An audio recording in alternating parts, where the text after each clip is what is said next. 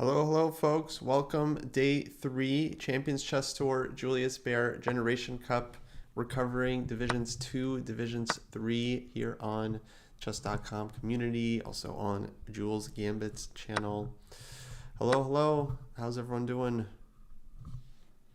Hi guys, my name is Jules and this is Kostya. And They my know name is IM us. Kostya and that's Jules. Yeah.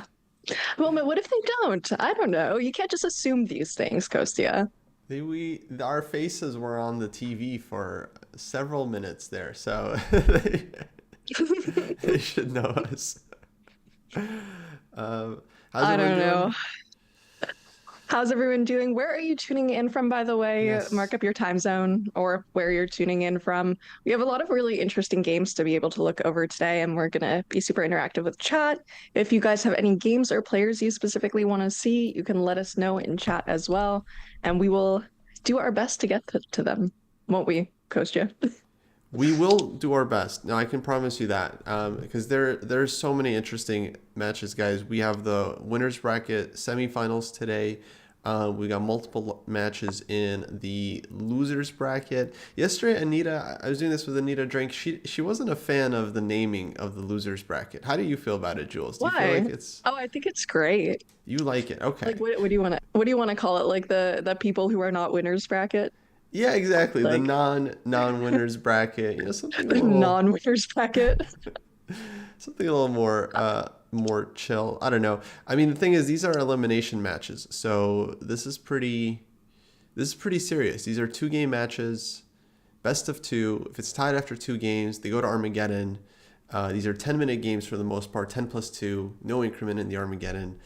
And yeah, I mean, yesterday there was a lot of blood. I think today there's going to be a lot of blood. I have a lot of like friends playing this, and like some of them are going to have to go home. Well, Actually, then a lot maybe of you can St. hang Louis out with folks them. here. We got Benjamin Bach against Lazic. Bach is a St. Louisian.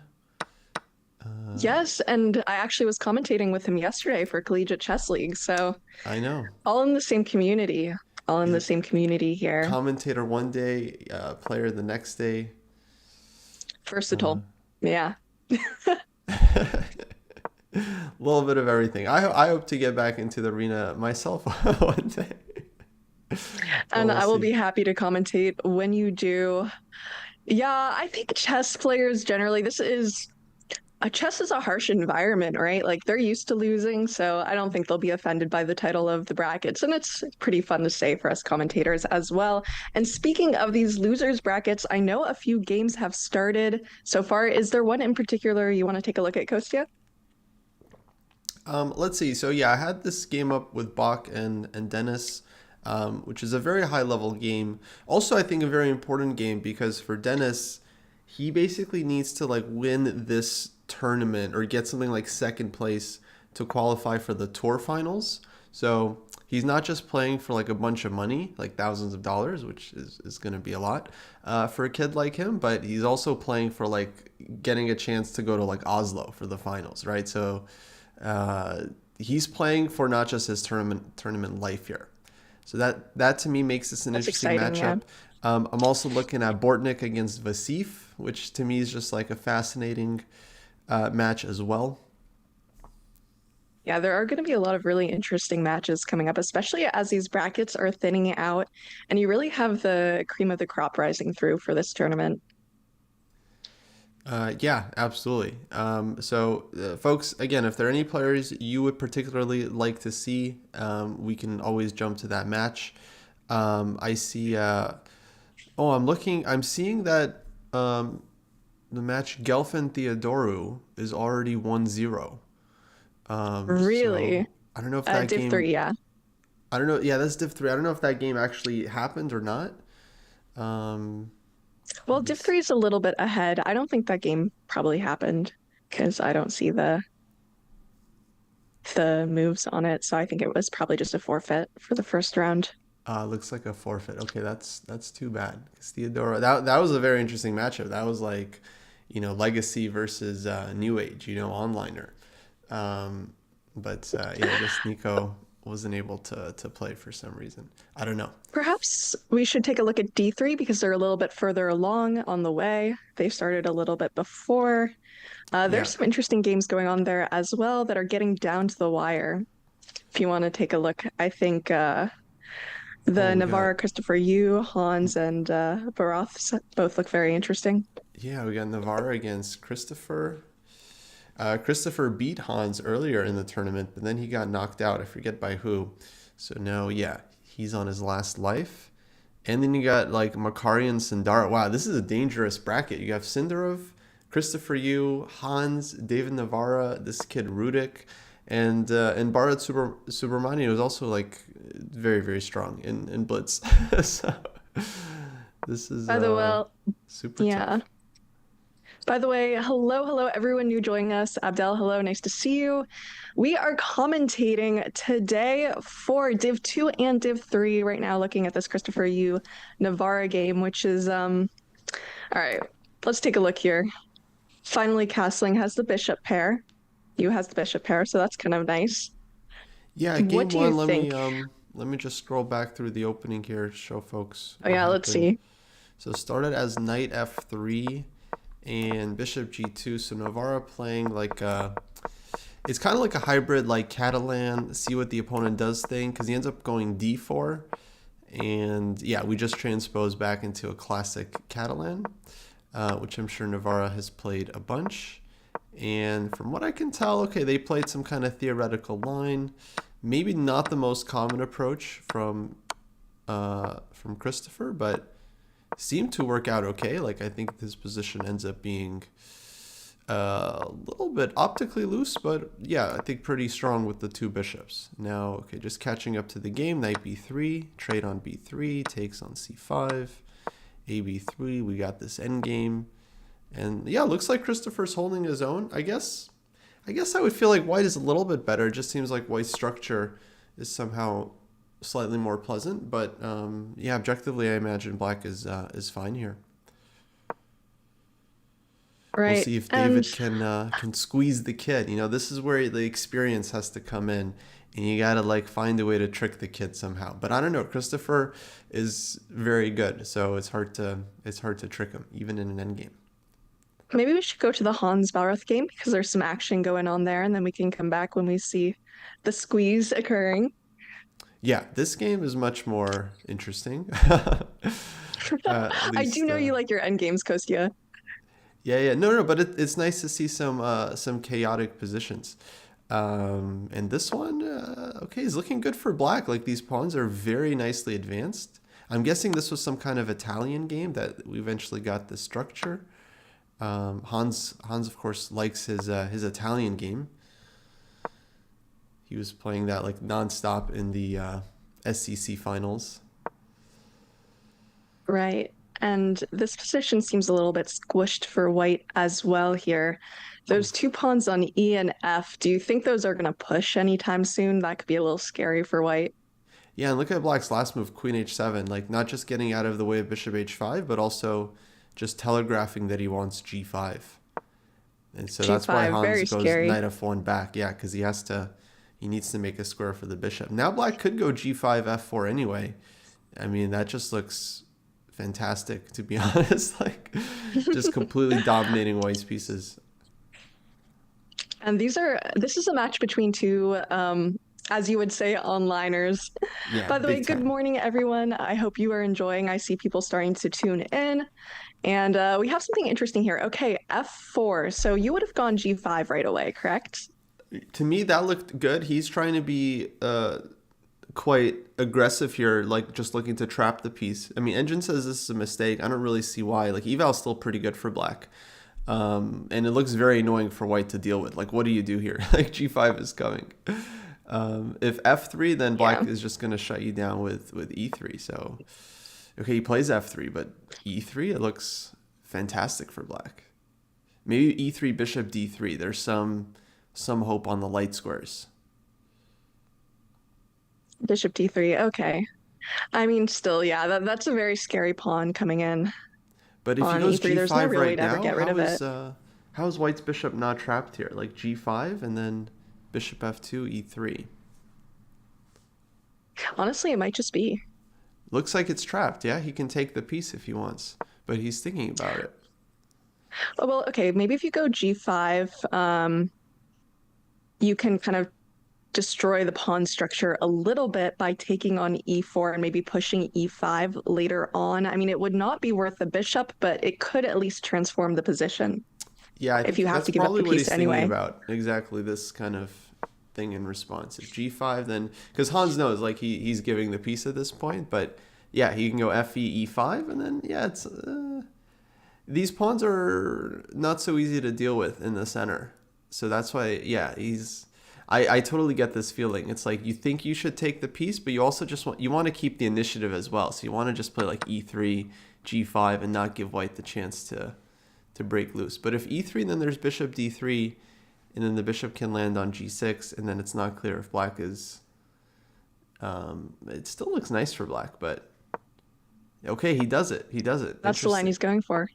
Yeah, so he tries to keep it more practical. Oh, rook e2. I was expecting this one, but then a bishop g6, but then rook e6, I guess, is in response. So rook e2 is nice. He at least gets a square for the bishop back on e1. But Following up with g5. yeah, but it's still like, okay, very nice, like pawn storm for black. Knight f6 now, h5, g4, exactly. And how exactly are you ever going to untangle that dark square bishop on e1? It looks pretty rough. Yeah, it's hard. Like somehow you want to play like c4 and d5, but then that always gives up squares to black's knight. So you also don't want to touch your c pawn here if you're white. Maybe he's aiming for queen e2 and then getting his at least queen free. I'm not sure. Maybe bishop c4. Mm, Yeah, that I might think be that's what, yeah. kind of the next move. He's just going to try to sit, maybe play against the clock a little bit. Yeah, bishop e2. But long term, this attack is coming. And now knight e7. Yeah, knight f5. Black's knights just have so many squares. Okay, he got c4 in, so at least there's some counterplay for white. The bishop can come to Right. c3 at some point, but That bishop is free. Someone asked, how does this work? They're playing this and the analysis comes up for us. Yes, they do not have access to eval bars or analysis while they're playing, thankfully. We do, although we try to analyze it as the players are to the best of our abilities. I think yeah. it's great for learning. But yeah, the players do not have access to any of this analysis. Yeah, try to give you guys the human eval while showing you what Compy is thinking about the position. Generally, as the time ticks down, you're going to see like big swings as the engine just sees all kinds of tactical resources. But for players, it's very different. Like when you're down to seconds, you're not really looking for like fancy tactics anymore. You're just looking to like, how do I put a piece on a square that's not unprotected? It's like you're just thinking one How do I move not ahead. hang? I mean, that's very important. We've seen all these games being decided by time when players hang pieces under 10 seconds, under 5 seconds. They do have a little bit of increment here, Ooh, but it's not a lot. You don't want to get down to increment. That's an interesting move. What do you think? Rook bishop c7? c3. Yeah, he's putting some pins on the position. It still looks really nice for black, like because white's knight on h2 is terrible, bishop on e2 is bad. Like sooner or later, black should be breaking through, but 30 seconds for Bharat, so not so easy. I like this move, rook f7, very solid, keeping everything defended. At some point, the knight has to come into knight f5, bishop f6. Okay, so he's happy to actually trade pieces off here because like if he trades off white's active pieces, white is just left with this like donkey knight on h2, donkey bishop on e2, Is that a real and term? Or is that a donkey. Kostya Yeah, term? that's an official term. Yeah, Are you just, I have no clue. I'm going to start using it in commentary now, and people are gonna think I'm stupid if you're lying to me, Kostya. Actually, this has happened a lot during our commentary, guys, where like Kostya will tell me a term or like a saying and be like, "Oh yeah, everyone knows this. This is like a chess term. This is a chess saying. Like everyone knows this. Your generation, you kids these days." And then it will turn out to be like not a real thing, and I'll just look stupid. So Yeah. No, I'm Get an eye very out for that. I'm very good at making stuff up on the spot. But I think it's a donkey. It's like a bad horse. It makes sense. It's if it's not a thing, it really should be. Honestly, I think it's a A great donkey term. is a bad horse.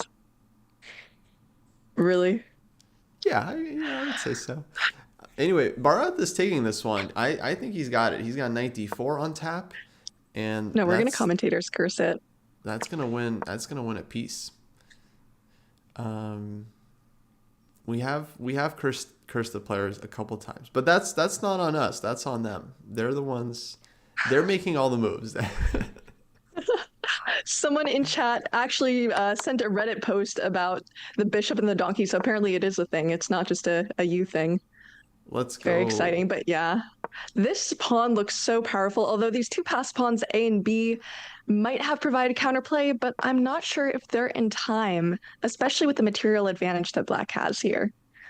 Yeah, yeah, definitely it's not in time, but like it's always tricky to defend against the pawns. You have to coordinate your pieces perfectly. So we'll see if he's up to the challenge, like with 12 seconds. I mean, it's not an easy Oh task at yeah. all.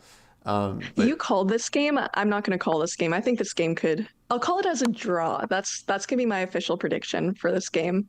okay, okay. I think he'll take it. I think he'll take it. I think he'll manage. Kid, I believe in the kid. Rook b2. Okay, knight b2. He's playing for some mates. I don't like that. Rook b2. Oh, takes on b4. All right. There's one I didn't even down. see that. Yeah. it's There goes it's that pawn. hard. It's hard. I would be I wouldn't count on myself to win this. To be honest, I think it's super tricky. But I feel like he's got it. His pieces are in position. Rook a2. Now black can also push the d pawn. It almost looks like a mating net should be possible here with these pieces, but I'm not quite seeing it. Yeah, he's close. Oh, there we Oh, go. and there we There go. it is. Oh, there it is. It happens to the best of us. Oh, very And nice. that is the first win for Barath here in this match against Hans Niemann. So we'll see if Niemann is able to come back. This is the loser's bracket, so it means there are not as many matches on the line. Every single one counts. And we did have a request in chat to look at if it's still interesting in going on Fabiano Caruana versus Vincent Keymer, Yeah, I just which is jumped in a there time and scramble. yeah, Perfect, you're on it. finishing up their first game here. No idea what's going on. Looks like both sides have passed pawns. And Fabi. Fabi's a dirty player. Okay, he's winning this. Yeah, he's gonna promote his H pawn. Now it's clear when it's knights on the board, the H pawn is just absolutely devastating. And Black's king is in position. Okay, it's still tricky actually. It's still tricky. He has to find some kind of I clear thought it way was clear, here. Kostya. I thought it was too, but I realize now that nope, not so easy. And okay, Vincent. Oh, that's a clutch move. Knight takes h2, and now he's holding it. Yeah, now it's clear that he's holding it. But we'll see. Who knows? You never know. With 6 seconds and 10 seconds on the clock. I mean, both of these players are very strong technical players, But so now White's better. He's picking up the f4 pawn. Oh my god. would you Jeez, call Vincent Vincent. Keymer an online? No, you think Vincent Keymer is a an old timer? He's a bit of both. I mean, because he's trained by like pure legacy Peter Leko, but of course he's very good in the blitz and the bullets. It's hard to say. I'd say maybe he leans more online, but less so than the other juniors around. Like Faruja is like pure online, pure onliner in the flesh. Okay. So we see our draw between Keymer and Caruana in the winners bracket semifinals of D3. Well, by the way, guys, tell us where you're tuning in from. Very interested to see. And also, if you find a game that you like, I think it's exclamation mark game or games, the mods will know. You can tell us and we will do our best to look at them. We're covering D2 and D3. Yeah, I just jumped to the end of this game between Korobov and Moussard, your namesake, Jules Moussard. And actually, it's very interesting. Korobov just went into this king and pawn endgame down a pawn, but made a draw because he realized it'd be drawn. So kind of clutch hold by him. Let's go on. Yeah, we got lots of other games. We have game 2, Keymer Fabi. That's a winner's match, so 4-game match there. We have Rudik Makarian against Sindarov. Actually, this is looking spicy. Looks like Sindarov basically has a winning attack without having sacrificed anything. So he's Oh, in wow. good shape. Okay. Yeah, I just pulled up that game and immediately I see that king there on f7 and oof. That is not where you want your king to be. How this happened. Okay, I'll show for the folks here. So it was a little bit earlier in the game. Black doubled on the f-file, rook e1, knight h5, and Makarian just blunders into like very typical tactic. I guess he had knight takes e5 accounted for, but knight g5 is much stronger because then it like weakens Black's king side. And the f2 is defended, and now this g pawn is lost. So yeah, nice play by Sindarov, and then he just lifts his rook up and over, brings the king out, rook h6. You even rook lift, bro. Rook f6 and takes. Oh, and it's over. Black resigned.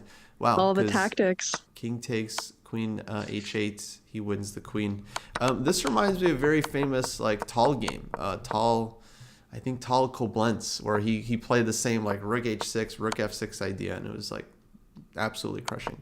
And he wins the match. That's it. I think Rudik is out. Wow, and that is a strong start there. We have viewers tuning in from Vienna, Ecuador, the UK, all around, especially seems like a lot of European viewers right now. Makes sense with the time zone here. And we have just started the stream, so there's a lot of more action to go. That was super quick. Imagine that. You just play a game or two, and then all of a sudden you are knocked out permanently, done for. Yeah. You really have to be on. Yeah.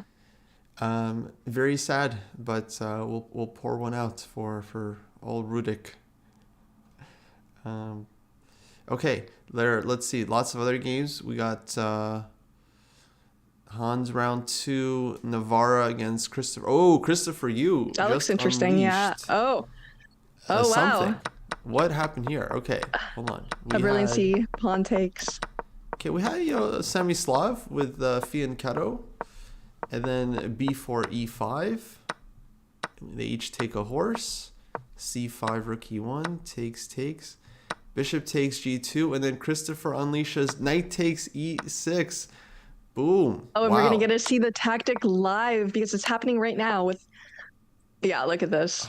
All the material is falling. Beautiful. The position is falling. Dang, so let me just try to process this. So bishop takes g2, knight takes e6, in between move, gorgeous in between shot, takes queen h5, and oh yeah, you can't give this to Christopher Yu. He'll mess you up. He's one of the strongest Puzzle Rush champions in the world, right? He's definitely one of the strongest Puzzle Rush players in general, and you really do see that in his games. Yeah. It's crazy. So now Navarro's looking for just the most beautiful way to lose because he understands his position is completely gone. I mean, wow. Christopher could have taken on c5 with check. He like doesn't even do that. He's just like letting Black go bishop d5 so he can take it. And I mean, yeah, it's just over. Bishop c5, I think mate on the board. Navarro just allows mate. Nice. He's like, and we have a really nice game going that was suggested by a viewer. It's Keymer Fabi second game. I think some action is occurring there if we want to take a look. Yeah. This is quite spicy. Let's see what happened here. So got some kind of English opening from Fabi, and pretty sharp line, like knight d5, e4, knight h4. White provokes Black, like allows Black to win the piece with g5, but they figured out that there's lots and lots of compensation for this one. So d4, h6. If Black had taken on h4, then bishop g5 would have been a big problem. So h6, and now g4, rook e8. and knight f5. So the knight gets saved. I'm guessing if gh4 after g4, there would have been like bishop takes h6 followed by bishop g5. And the attack is just, yeah, furious. So rook e8, knight f5, knight takes g4, f3, and okay, Fabi's got 9 minutes on the clock. So he's like, he's out of book, but yeah. not long out of book. This is like prep town, basically. Yeah, if Fabi offers you a free piece in the opening, you better think twice. I mean, he is such a sharp player, great calculator, and he's known for very good prep as well. So I'm sure Keymer just saw the free piece and was like, nope, not today. Yeah. None of White's moves have like been obvious at all. Like G4, D4, G4, knight F5, F3. No, I mean, so like Fabi might like still be in book, and he's just like trying to just remember. But okay, I think at this point it's probably, the computer probably shows it's like plus 2.5 for White, and they maybe didn't look too further. But anyways, he keeps blitzing out. Knight takes h6. And now he can take on f7, snag another pawn before taking on h2. And yeah, we have a chatter who pointed out that they hate playing against the English. I completely agree with that. It's actually very deceptive. A lot of people say and think the English is slow, and it can be, but it is difficult to play against. It can It be hard is. to find something against it. Absolutely. Yeah. Because it's both strategic and it can also be aggressive. This position's still wild. Okay, both players This is crazy. fighting for the h file. Yeah, I love this rook h8. Because if he had taken the knight with the king, then White would have certainly played rook h1 and started going after the king. So rook h8, very nice, very smart move from Keymer, actually. Very, very astute. Very astute. That makes sense.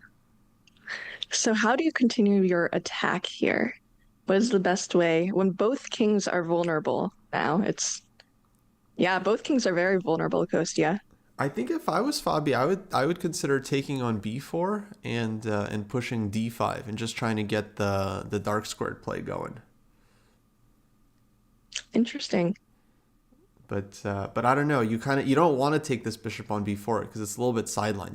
You also want to maybe just kick it with a3 b4 and then go bishop b2 and then get ready to launch on the diagonal. Right. That knight But also looks very good temporarily on d5 for yeah, any sort of attack. yeah, it's tricky. I guess a3 b4 looks like the most ambitious play. I don't know if it's good, but that seems to be because the knight on h6 is gone. Black is going to take. White will go king g1, and then game will continue. I don't know. Right. Okay, he does go a3. So called that one. Bishop a5. I'm guessing. Okay, you can Not take the sure what knight as he's well. thinking about. Okay. Basically, he's thinking like whether Just he taking should first take the knight versus first. Yeah, I can't really. hurt, can it? Yeah, I don't see a reason not to take the knight. It's like that would be very strange. And then after king g1, maybe you have some extra options, but not really sure what that would be. Bishop is hanging. Right. Yeah, but he's still thinking, and he doesn't really have a lot of time to think here because he is 3 minutes down on the clock. So that's something to look at as well. It's a difficult position. Yeah. Yeah, definitely. So b4 and Vincent, like I think it's because he knows he's worse, so he's trying to understand like because if he maybe has a chance, he doesn't want to miss it. So okay, he takes at this point. King g1 looks fine. Knight takes d4. We're not worried about that one. We got queen d4 check. So I don't know what he's worried about. He's worried about something.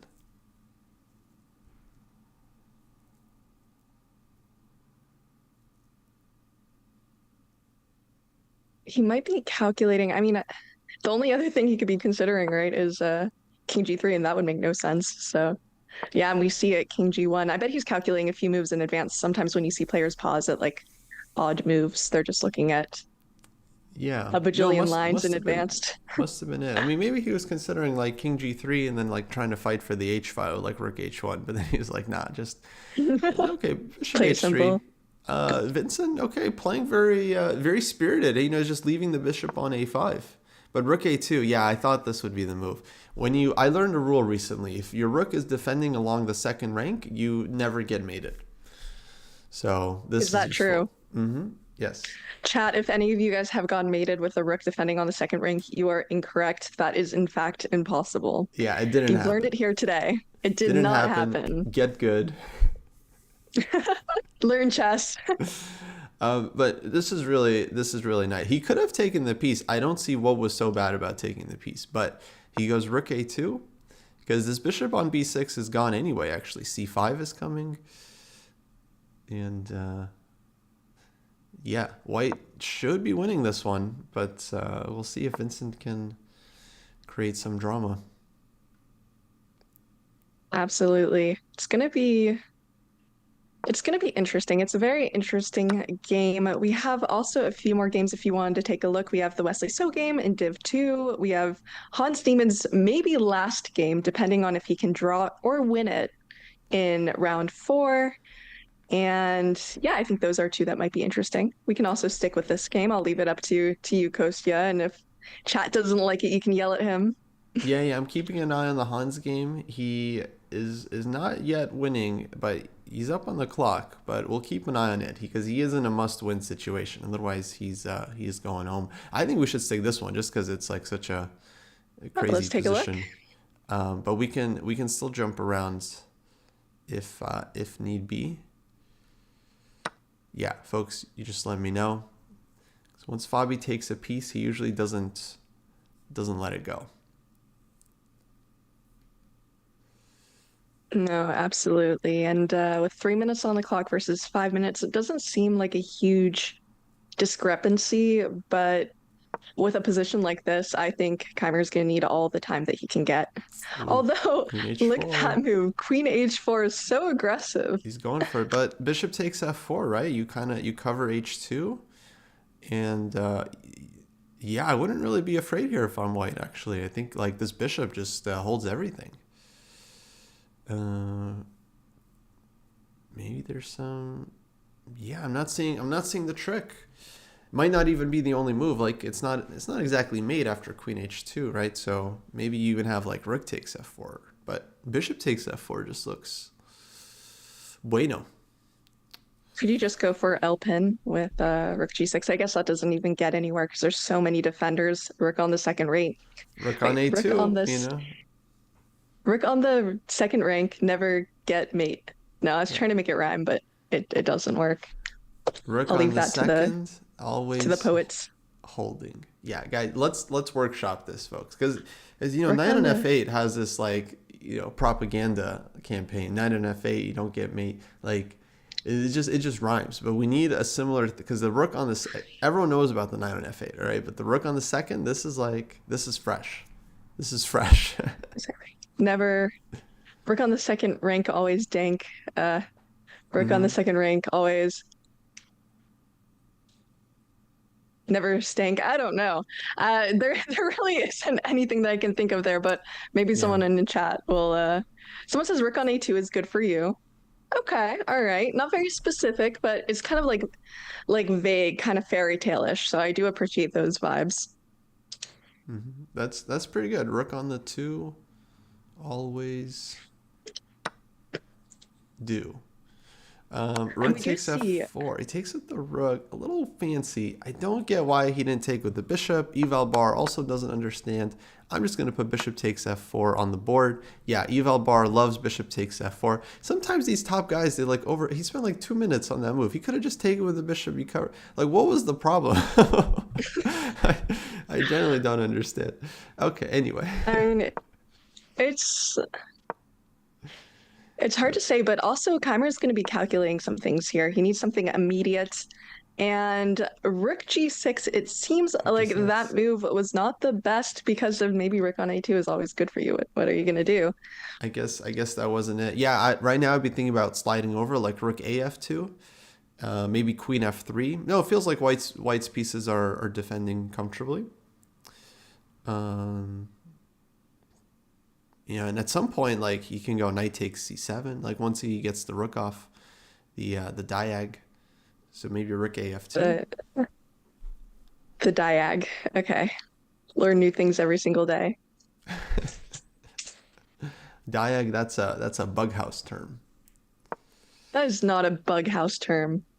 What are you Diag. talking about? Yeah, like diags, because it's like sometimes you just need a diag, so it's like a bishop, because that's how these bug house players think about the game. It's not like knights and bishops. It's like diags and like You know what I would love squares. to see as like a chess.com tournament is like I want you to pair a grandmaster, like a super grandmaster with like a an 800 who learned the rules of chess 3 months ago and have them play Bug House. It'll be two grandmasters and two amateurs, and then see what happens. Yeah, yeah. Just see how it goes.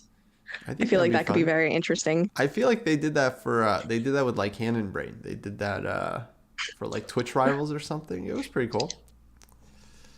I've always like wanted where you have like two very strong players and they're playing blitz, right? But then you have two amateurs whose whole idea is just to mess them up, and they'll just like shout out a move that's like the player has to play no matter what. So Mm-hmm. I think that might be pretty funny. But I don't know. Maybe my sense of humor is unique on that one. No, no, I'd But watch this that. position looks pretty good. You'd watch that? I'd watch that for sure. They would get Um, so frustrated and be really funny. so some updates, by the way. Christopher Yu did defeat David Navarro. We saw that. So, but we didn't mention that means Navarro is knocked out of the tournament. Christopher Yu advances. Hans looks like he's winning with black, so he'll be forcing an Armageddon. So we'll get at Hans Armageddon soon. Very Um, exciting. and then we have Division Two as well, where lots of stuff is also happening. True. Uh, I don't know if you got those scores up. If you want to I check, but do. Wesley So is 1-0 against Shot Sargison. And then we have Vidit as 1-0 against Jose Martinez. Losers bracket is tied Bach and Lazovic. Fortnick is 1 versus Durabili. And then Dineshvar is 1 against David Anton. So I believe that is most of the games. Maybe there's one more. Injik is 1.5 against zero point 0.5 Madaminov. So those are our scores so far for Div 2 as so well. more players possibly getting knocked out. So we might have some Armageddons there. We might have a Bach Lazovic Armageddon, and we'll see about the other matches too. I thought you were saying baklava for a second, which for you guys who don't know is a Greek dessert and it's very yummy. One of my favorites. Yeah, Get it like I'm baklazovic. yeah. You got me thinking about baklava now.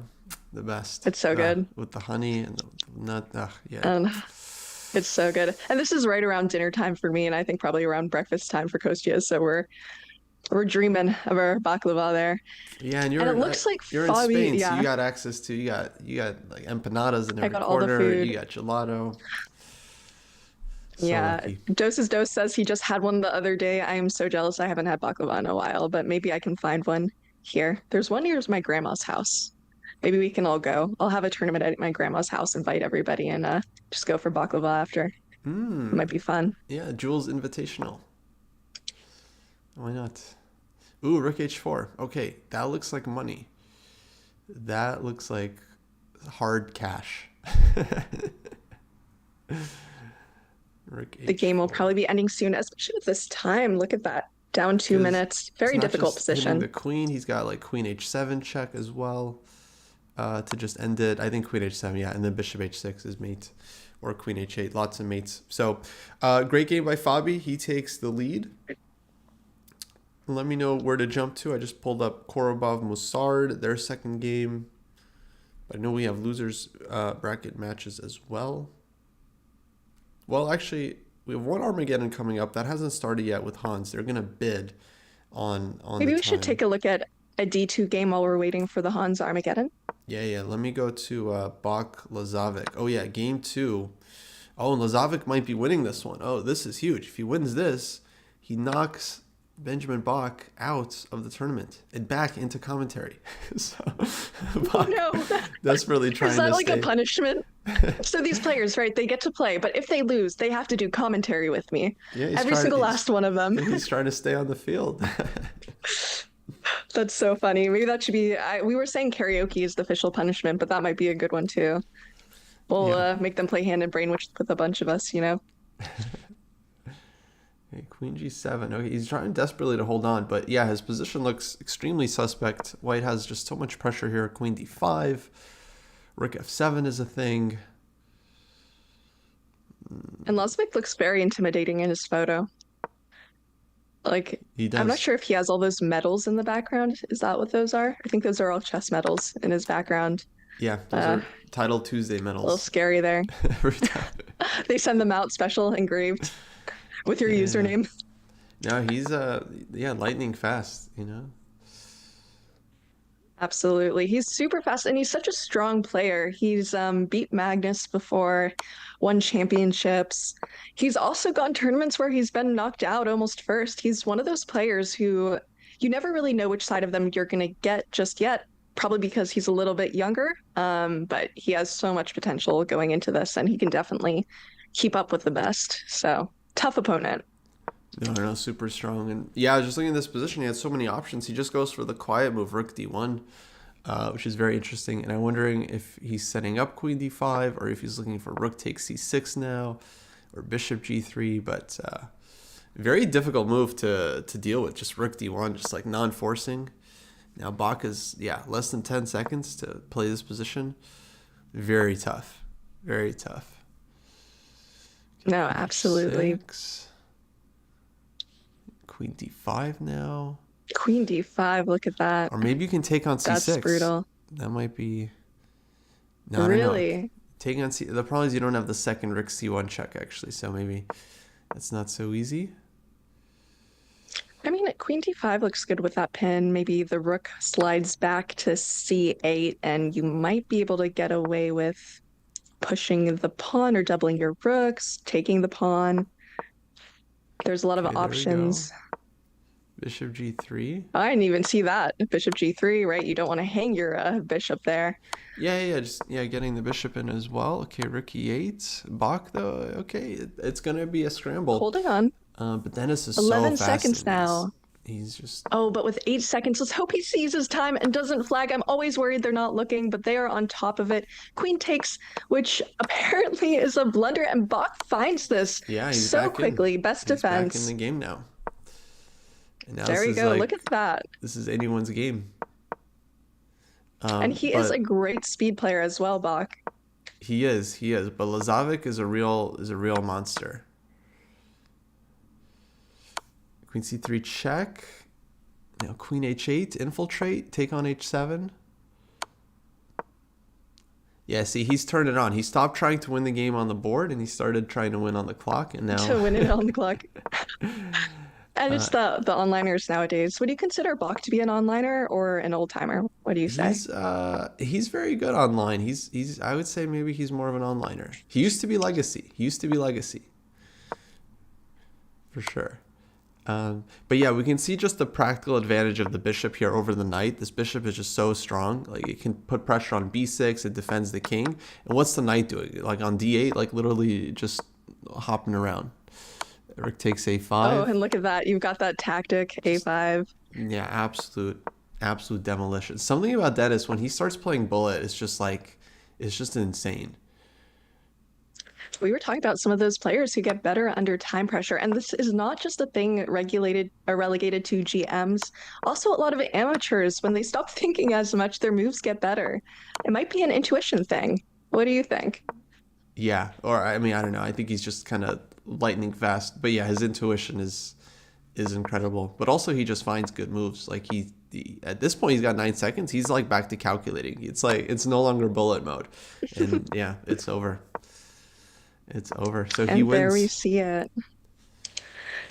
And was that a loser's bracket? Yes, it was. Sending Ben home to do more commentary as well. Lazic moves through in the loser's bracket. And I believe, it looks like Fidit and Jose Martinez have a 1-1 tied score as well. Do we have the Armageddon game coming through yet on D3? Probably one to look through. Yeah, looks like Hans and Barath are in Armageddon. Let's see it. This just started. Let me go back. Looks like it was, you guessed it, Italian game. He bid heavy there. Oh, wow. He must have bid like 6 minutes. Yeah, he started off with to get the black pieces. Not a lot of time. Yeah, so Hans must-win situation. He's got 3.5 minutes on the clock, no increment, and kind of nice position. He's going for the king side here. But then again, Armageddon, for you guys who don't know, this is our first Armageddon of the day. And in fact, Armageddon does not have any increment. One player will bid, and the lower bid has to play with the time they bid versus the other opponent's full time, but they get to choose which color they play with. Black has draw odds. So Balroth just needs to gain a draw, and he will move forward in this bracket. This is a very important match because the loser of this goes home. That's right. They're on their last life. And it will be the last game for one of them that they'll ever play in this event. That is very dramatic. I agree. I think we should make the punishment commentary with me, like just force all of them to do the rounds if they're in the losers bracket, you know. Yeah, let's. You have to commentate one match for free. There you go. Force the players to join the Div II commentary. Join our team. Honestly, why not? We'll put that in our official feedback box for that one. Hans is a good commentator, you know. I have, yeah. If this doesn't go well for him, he speaks his mind. He can certainly commentate on a position. He commentated. Was it Hikaru versus? No, who did he commentate? He commentated perhaps Magnus versus Alireza in SEC for a little bit. Yeah, in the final. Trying to remember which one exactly it was in the final. Yeah. They gave him the That mic. was great. All the players came and did a round of commentary for all the other players, which was really interesting. You don't often get to see that. Yeah. So I think it's great when the players step in for commentary. That's why I think more tournaments should consider having an odd number of players. So one player is always available as like a guest commentator. I think that'd be super cool. That's a very interesting idea. They could make it part of like accommodations, you know? You get an extra nice hotel if you commentate for a little bit. Yeah, it's just part of the package. Yeah. You get tournament conditions, and then part of that is just spending 1 hour with the commentary or whatever. That's it. We're inventing all these new things today. This is a very inventive stream. We've got our thinking hats on. Yeah. And we'll see what's going on here, but this looks like a little bit of an odd position. Pieces have been simplified. A lot of pieces are off the board. This pawn clump in the middle looks nice, but it's still, there could be an attack for white. I'm just struggling to see exactly where it is here. Yeah, I feel like black is fine. The king is a little bit loose, but all the black's pieces are kind of nicely in position. And we got these opposite color bishops that are just kind of staring past each other. They want to fight. They want to fight against each other. They just can't. They have to fight for different squares. But to me, I don't know. Yeah, I kind of like black's situation because you got the center and dark square bishop just looks nice on e5, for example. Now he's got the g file as well, so we can try to lift the rook up to g6. You rook lift? Yeah, I think both players are gonna have to. Are gonna have to rook lift there.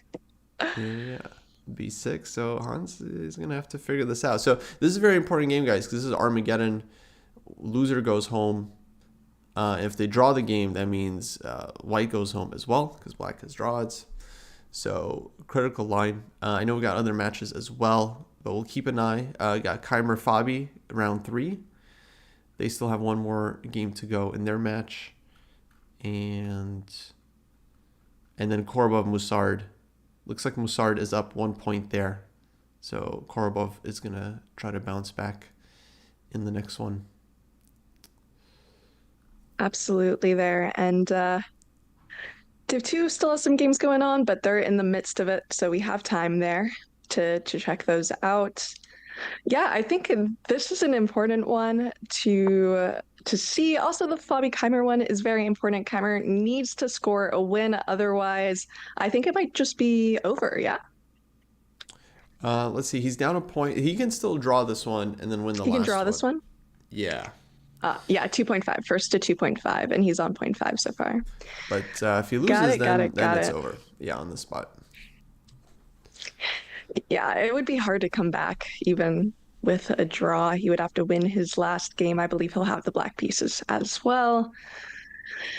I don't know. This is a very critical game for him. Yeah, yeah, absolutely. You got white against Fabi. You're down a point. You got to win. And speaking of this game happening right now between Hans Niemann and Baroth, the time is evening, and that time odds is a huge part of having the white pieces in these Armageddon matches. And now he's only a minute ahead when I think he started around 4 minutes ahead, if I'm correct. Yeah, so he's slowly catching up. He's still ahead, which is nice because, yeah, with that increment, a lot of times this can just come down to the scramble. But like, yeah, on the position, black looks fine. I guess the question is like, can black like force a draw? Because if they just keep maneuvering around over and over again, eventually Hans will flag him. So black needs to like make something happen on the king side here. Right? There's no increment. I completely forgot about that one. Yeah, And it's that's tough important. playing with increment, changing it up as well. Sometimes I think it's even harder playing with increment than playing without increment, because at least without increment, you know your time is your time. But with increment, it makes you feel like you have more time than you actually do. So I don't Mm. know, but switching up between the two, it can be difficult for time management. I still, yeah, I prefer with increment for sure. I like having the safety net. I think most players do as well. You know, they want things to be decided on the board. So like f8. Okay. I was thinking he should play like queen g5, queen f4, like try to provoke some further weaknesses because he can't just sit with like rook f8 and not do anything. He has to. Ooh, rook a3. Okay, b pawn was hanging, but he didn't want to take. The Queen interesting thing h6. here, Balrath is not just going for a draw here. It looks like he's being incredibly aggressive. That's pretty important because when you play for a draw, like you said, sometimes, you'll just get flagged in these kinds of positions. But he's being aggressive. He's making it difficult for his opponent, trying to Mm. dwindle him down to equal time. I don't know. I don't know. I do think Hans is the stronger blitz player in general, but with draw odds, Yeah, anything no, could I think happen. yeah, I think Hans is one of the best bullet players in the world for sure. So if it comes down to like 1-0, then I think Hans has the edge. Um, but the position, of course, is a long way away from that. Like they've got like a 3-0 game before they have to play a 1-0, basically. And look at this move. You're forcing G3 here, which Yeah, seems like like a this. bit of a concession. Yeah, because now at least he has like more targets, and he can try to. He needs to get this H pawn up. He needs to go like Queen G5, H5, H4. Need to get Yeah, some purchase against the white king side. Ooh, F4. Not like that though. I don't know about that. No, actually that F4 looks was the fine. move that immediately popped out. Yeah, it looks a That little looks nice. scary. Yeah, He's giving the it's E it's pawn, a little but scary. then I guess we're taking on G3, and then there's going to be Queen D2 check. So it takes on E4. Makes sense. You have to prevent the threat on F3. Probably F takes G. F Ooh, takes G, F3. and the king actually looks Oh, a I guess little if bit he safer than it if he could had be, no? taken on G3, then Black could just take twice on G3 with some nasty tactics there. I think. Right. And these kids and their tactics nowadays, I don't know. They, I feel like some of these kids, they're born, they're weaned and their parents give them some puzzle rush to do in their cribs and they just yeah. like grow up with this and then their tactics are just crazy sharp, you No, it's know? ridiculous. They've done like 10,000 tactics by the time they're 8 years old. It's like, jeez. I've been trying to teach my mom chess because she's asked me for chess lessons. She's finally trying to learn. And I told Nice. her, like, the number one thing, if she wants me to teach her, I need her to do tactics. It's just so important for any player. Even at the highest level, you see tactics come up all the time. Even in slow positional moves, there's usually tactics behind them. Yeah, no, tactics, I agree, super important. Like, most important thing by far to train when you're a newer player. I like what Hans is doing, by the way. He's just like trying to hold the fortress. He's 100% just playing on the clock. He's just trying to hold everything and not let black break through. And like it might be a positional draw, but like you still have to make moves. So if Do Black you now? has no way of like to force things, he's kind of in trouble here. I'm thinking. No, absolutely. Okay, there he goes. Rook It's f6, rook tough. h6. So he has a threat. He wants to double and take on h3. So at least he's got something. But queen d3 from Hans, prepping bishop f5 in case of rook h6. So Hans is like, yeah, he's playing this very smart, I think. It's a good practical decision, right? Hmm. Just making a lot of complications, dwindling your opponent's time down, and then you can go for the win, or even just flag them. Although usually I think in these positions we see a player making a completely losing move instead of flagging. Oh yeah, we're gonna Although see it's some basically the question same marks thing. for sure. Yeah. For sure. That's the other thing. At some point, yeah, the position could totally devolve and White could overtake the initiative. But yeah, he doesn't really need to. He's just like, up 2x on the clock. And if you can just prevent Black from breaking through, he's got this. A6. So he doesn't even give any open files. Just A6. In various chats, who do you think will win this? Will Balroth win with draw odds? I guess a draw is also a win for him. Or will Hans manage to flag him, make him mess up with his minute down? What do you think? I'm very interested to see. Commentators are notoriously not too bad or pretty bad at guessing these kinds of things. Yeah, Compy didn't like that last move, Queen H6. I'm guessing it might have been C5 for White, but yeah, I think Han's not looking to open things up. Rather, he wants to just keep everything under control. Bishop on G4. Okay, Black is going to play H5 for sure to try and dislodge this bishop at some point. But oh, C5. Okay, he plays it here. This might give some chances for Bharat, though, to take and then bring his rook to the b file somewhere. Rook b2 check. Rook takes g4. Wow. What a move. Wow. What a move. What a move. I don't know if it's enough for more than a draw, but dang. Well, all he needs is a draw. True. Oh, he was going to force a draw. Oh, if White had taken, he could force a draw. That's a great point. So it would That's have been even takes better. and then like g2 check, and then Black looks to have perpetual. And that is why Hans might be making a move that the compy hates, but honestly, you cannot allow that perpet or else you might as well be lost here with draw odds. Although apparently we're seeing blunders on the clock as each player has, well, Hans has a minute 40 seconds and Balroth is down to under a minute here. Look at that. Yes, absolutely crazy. Very hard to play this. Looks like Hans has chances now. So yeah, his gamble 100% paid off. He just managed to keep it crazy, and yeah, it's just impossible to play perfect chess in such a sharp position. So it takes. Okay, White has two queens now, but Black has the attack. He's got the second rank. Oh, Queen b3. That's a clutch move, forcing the queen That was off. very All right, nice. he's got queen for rook and bishop, and yeah, again he has that lead on the clock. So even if he doesn't win it on the board, he can definitely try and flag the guy. Also, that advanced a6 pawn. If you can pick off b7 without hanging something, then you're happy. Right. Rook c8. Okay, Black coordinating nicely. This bishop on e5 is just a rock. I think this would be tough to win. Bishop takes f4. He might have a fortress now. With both players getting kind of low on time. Yeah. Okay, they're Hans going to still has a start 30 blitzing second now. lead. Rook c2. Bharat defending this fantastically, by the way. I mean, just like amazing. With And he's found some amazing tactics too, the low especially for time. getting that draw.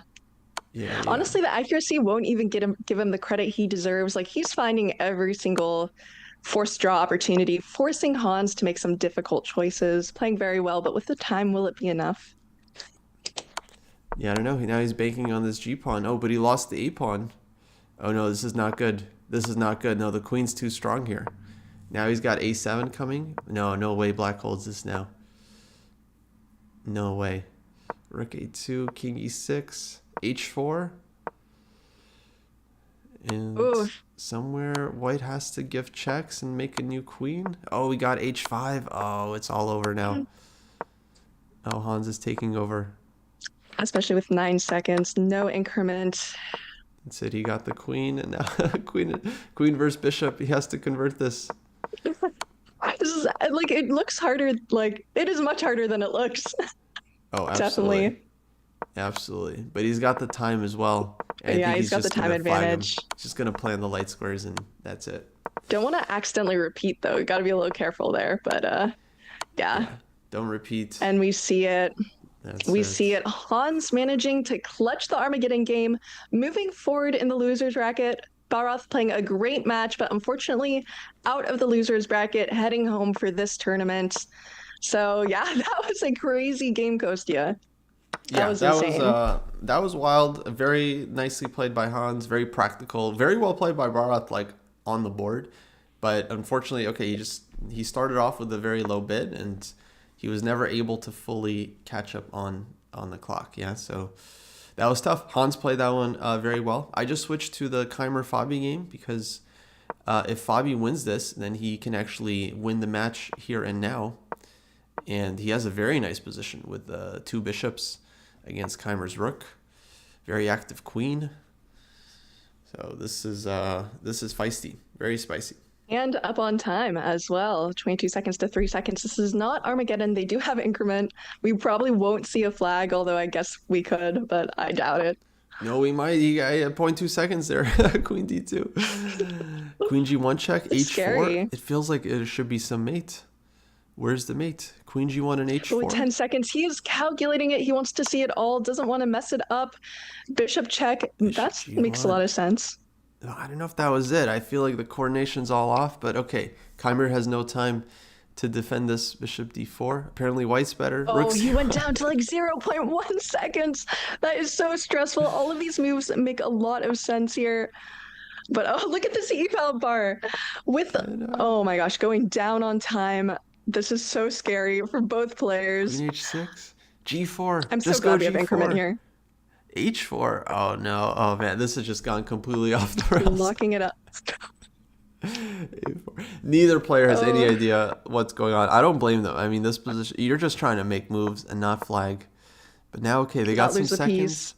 I think they're about to calm down and start playing good moves again. They're about to like refocus. Blitter's paradise. I mean, it is what it is when you have like 9 seconds on your clock, 8 seconds. C2. Oh, Fabi's bishops are playing now. All those bishops are playing. Okay, now it's done. And is over. Fabi is moving on in the winner's bracket with a nice impressive score of 2.5 to 0.5. That was definitely a game. I love when they get into time scrambles. Jeez, I think we have a Vidit versus Jose Martinez in Div II as well. Yeah, they are tied up 1-1. So 1-1. Looks like Jose has the edge in this one, though. A little bit better with black. Actually, soon going to be winning at least one pawn in the position. So, okay. Chance for Jose to score and take the lead. Oh, there's a Bortnik Armageddon. Let me see if I can find that. Oh, Bortnik Dorbaili. Yeah, we got to jump here. Oh, and he just won. All right, we can take a look. I just caught the very end. I'll just back up a couple moves. But looks like Bortnik managed to knock out Vasif, winning as white in the Armageddon. You know, I feel a little stupid because yesterday I said, like, black is the color you want for Armageddon. Like, every single time I see them winning. And today we have 2 whites, even with draw odds, winning again. I don't know. Maybe I'll have to change my mind about the best strategy for Armageddon. Yeah, it kind of shifts, right? Like, black wins some games and white wins some games. Yeah, very hard to call. Okay, I'll jump back to the Wesley So game. No, not Wesley So. Vidit against Jose Martinez. Wesley won his match, actually, against Sean Sargsyan, 2.5 half. A very convincing win. Very convincing win. So convincing, we ended before we even got a chance to see it. All right, we shall take a look. By the way, we have all the chats up. Yeah, and we will be seeing more from Wesley coming up.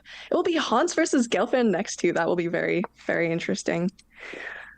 Oh wow, Hans Gelfand. Now that's legacy versus online if I've ever seen Onliner, one. I know. Oh,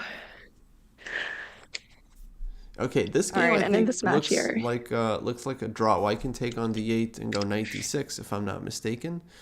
Um, I guess there's bishop c7, but still, bishop takes f7 check. Should be a draw. Should be a draw here. So these guys are going to go into their fourth game all tied up, and Jose will have white. If that game is another draw, then they'll be playing Armageddon in this match. by the way, welcome everybody to Julius Baer Generation Cup. This is Div II, Div III. You can find the games on chess.com if you have a game or a player you would like us to follow. There are a bunch of them, very strong players. Let us know in chat. We have all the chats up. We're listening. We hear you. And it's always very helpful, especially since we have some great games to get through. Yeah, If we this hear one looks like you it's going to be a... and we Go ahead. see you.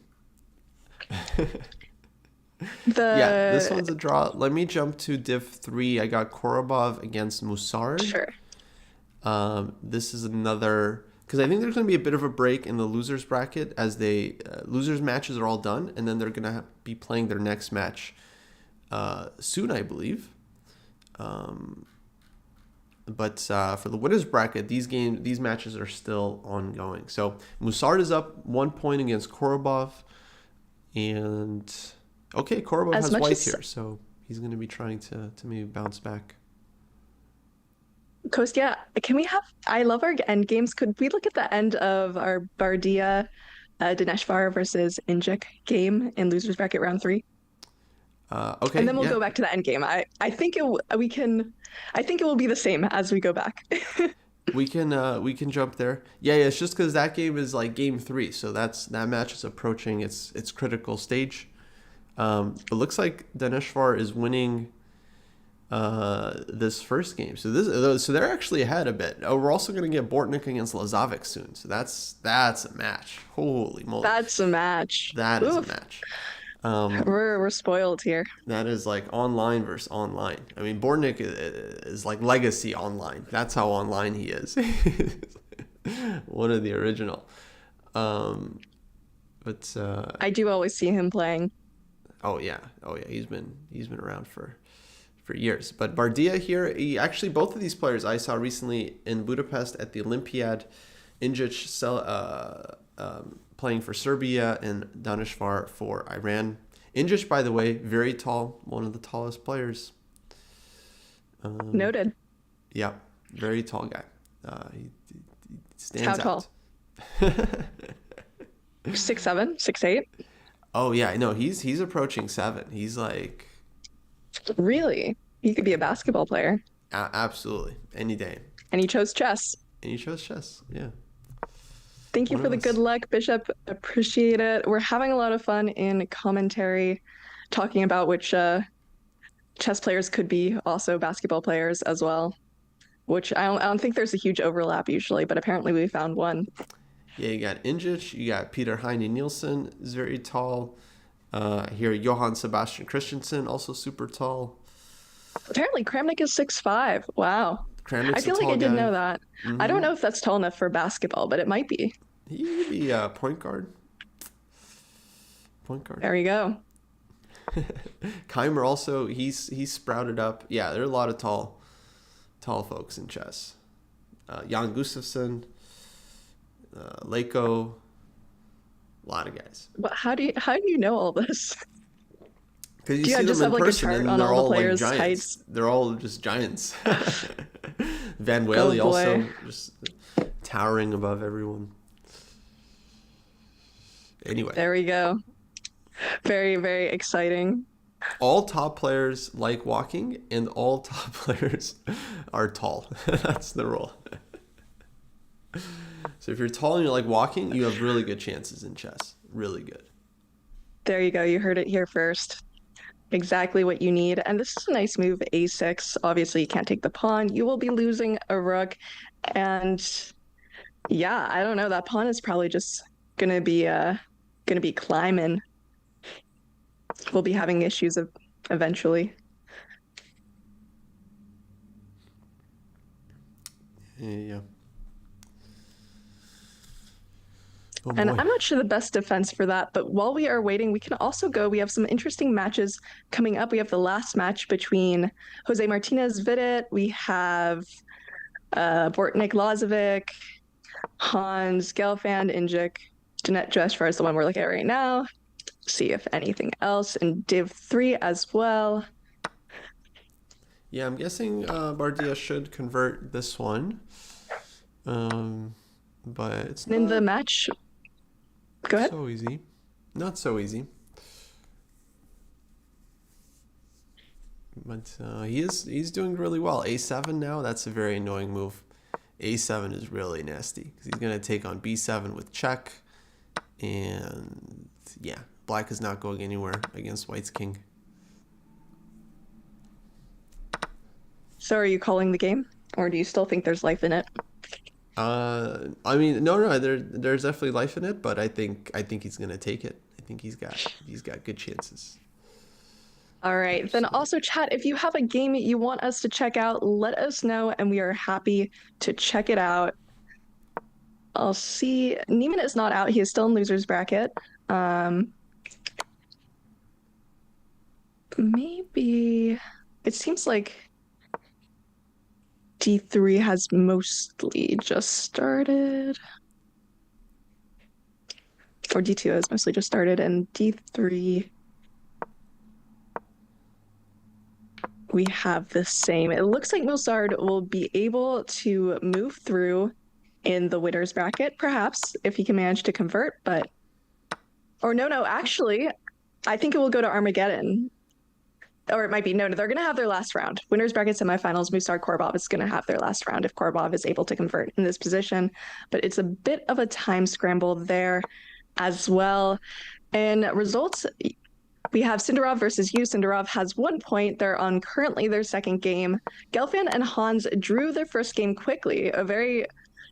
A pretty quick draw there as well. Gelfand was playing as white, so it looks like Hans was happy to take that draw and have the white pieces this round. Early queen trade, so we might be seeing some positional riz there. Some positional riz. Yes. Hilarious. We're seeing some heavy piece riz here. We also have... Perhaps we should look at Vidit Jose Martinez in their last game so far. Yeah. Let's just maybe we can watch this one till the end because I think they're almost done, and then we can jump over to Vidit. They should have time. Yeah, their game just started, so we'll be able to catch that as well. Sounds good. And then yeah, we'll keep an eye on it. And then you got Bortnik Lazovic. And then Hans Gelfand, is that's also starting, huh? Soon. That has started. They drew their first game. They already drew their first game. Yeah, they drew their first game. Oh, interesting. And they're on their second game so far. And queens are off the board. But remember, loser's bracket is less games than winner's bracket, so there's also less wiggle room there. Yeah. King E1, D3. Okay, Injich, he's still trying to make something happen, but he's down a rook, and it's really tough. It's really tough. You just have to keep fighting. To do something against the extra like F5. He's going. But okay, rook B4, rook B7. He's also like pinned up. Rook D4, queen D8 check coming. Okay, I'll call this one. Yeah, Danishvar is going to take it. Let's check out Vidit against Jose Martinez. This is their fourth game, so there's no winner here. They traded wins. They made a draw. If someone wins this match, it's over. Otherwise, they're going to Armageddon. Yeah, and I think Vidit's really going to try to push for the win here. I'm not sure in an Armageddon match between Jose Martinez and Vidit who would come out victorious. I think Vidit all around is the stronger player, but Jose Martinez might have a bit of an edge when it comes to blitz. So I don't know. It could be anyone's game. Anyone's match should it come to Armageddon. Absolutely. Vidit is like, in classical chess, it's all Vidit, but in online, this is Jose's territory. Yeah, This is his he's turf. a titled Tuesday menace, Jose Martinez, winning a lot of them, probably having beaten Vidit a few times in them as well. Although Vidit is such a strong all-around player, a lot of times, really, most of the times I've seen him lose matches, it's because he flags himself or makes a Right. a blunder under extreme time pressure. So Yeah, he's one of those guys. He'd yeah, rather flag than make a blunder, but you can't have that mindset in this kind of format. You need to be willing to play bad moves to win the game. I mean that's how it goes sometimes. But let's keep an eye on the Hans match as well, because I don't want to miss that second game. So you let us know if that gets interesting. But yeah, it is actually it's an endgame, but it's an endgame favoring Gelfin, who's playing as black. If we want to take a look at that. Okay, yeah, let's check it out because this is a elimination game, so this could be last game for some of these players. Let me open this up. Losers brackets, round 4. I think I might need to refresh. And wait, one sec, folks. One sec. We got chess.com wants to be fancy here, making me re-log in to, to Maybe, watch the games. guys, you're all gonna see Kostya's password right now, so make sure to take note. No, I'm just kidding. Don't. That's like my worst fear when it comes to streaming is accidentally like showing a password or like Oh I don't yeah. know, No, I've having my leaked. mom walk in with my social security number. I've Would leaked you leak? everything. My bank account, my emails. Okay, here we go. If anyone has that information, send it over. I think I want to buy some pizza today. Yeah. My Just kidding. DoorDash deets definitely. Yeah, all leaked. Um. Okay, This so is I a got very game subtle 2 up, position, yeah. and I see something happened with the bracket. Let me just quickly fix that. While you fix it, we'll take a look at this game right here, right now. It is currently Gelfan's turn to move, and he is down 3 minutes. This is something we saw in his match before.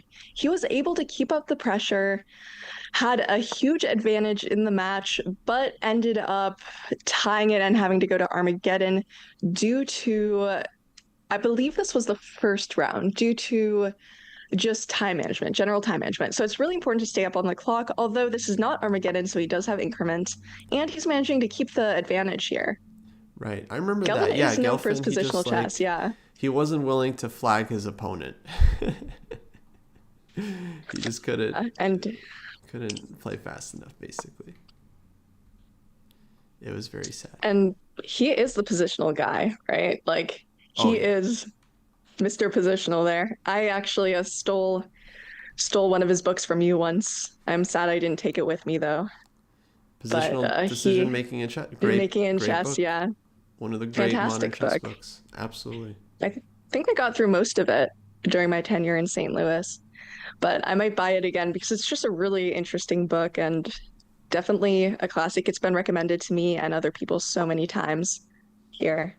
Opening up those rooks, we have a knight g6. It makes a Yeah, lot of sense here.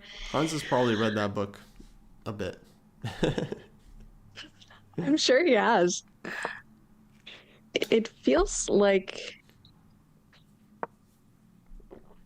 maybe there are some threats here eventually with f5. Okay, yeah, we see it on the Yeah, board. love Black's position here. Just everything super nice and active.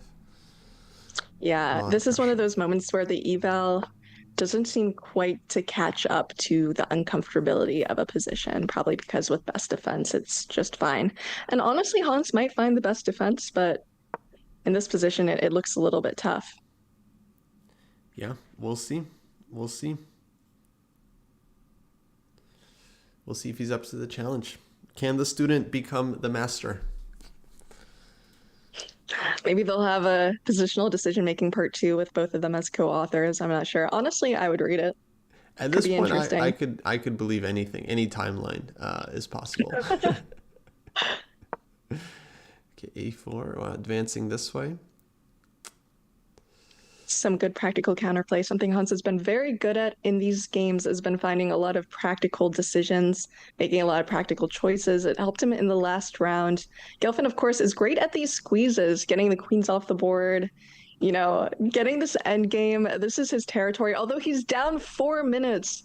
Wow, Yeah, that is a huge time disadvantage. he's got to deal with this a5 thing. It's kind of annoying. Like, what do you do here? Engine says black is fine, but like maybe c6? I don't know. I feel like c6 is no. Okay, he goes a5. But I don't love that because now white takes on b6. You got to take with the c pawn. That doesn't look fun. It doesn't look like a nice structure. I don't know. Maybe eventually you can open up that bishop on the diagonal, although I'm sure he won't allow it to happen. Yeah, and you got the But diag. yeah, And Hans, okay, big advantage on the clock. So I think he's going to be putting old Boryat to the test, It's just, but it's second game. So actually, if this one is a draw, then go to Armageddon. Armageddon bid will be very interesting for this one. I'm kind of hoping we see Armageddon will be so good. Yeah. It will be interesting because I think Gelfin will want to bid very low to get those draw odds. That would probably be in his favor, although it seems like he's taking up a lot of time in these games, so he might be afraid of flagging. I'm not sure what exactly would happen there, but if Gelfin gets white, he'll have to be extremely aggressive, which could be some fun chess for us. I hope it goes to Armageddon, selfishly. I feel like that would be very interesting. That would be fun. By the way, folks, just updating results. We didn't get a chance to see this match, but Sindarov did defeat Christopher Yu, knocking him out of Division III and advancing to the next stage. There you go. So big result there. Both very talented the juniors. Pun? Okay. I won't repeat the pun. It was a good pun, though. Oh, I missed it. Oh, no. I said, there you go. Get it? Like, there you go. Hilarious. Christopher has a great name for punning. I thought that was good.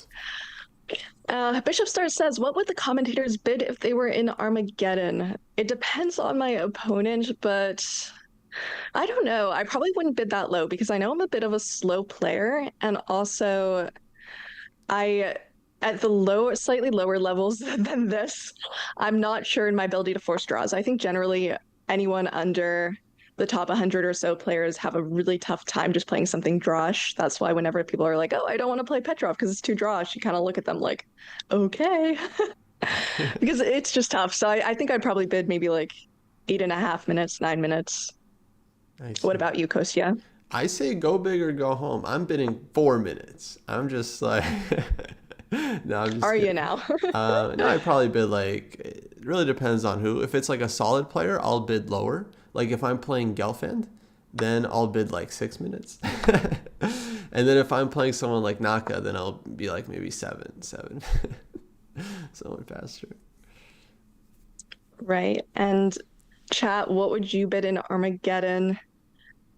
Do you have any specifics? That was a great question, Bishops, by the way. Thank you for that. Also, in this game, there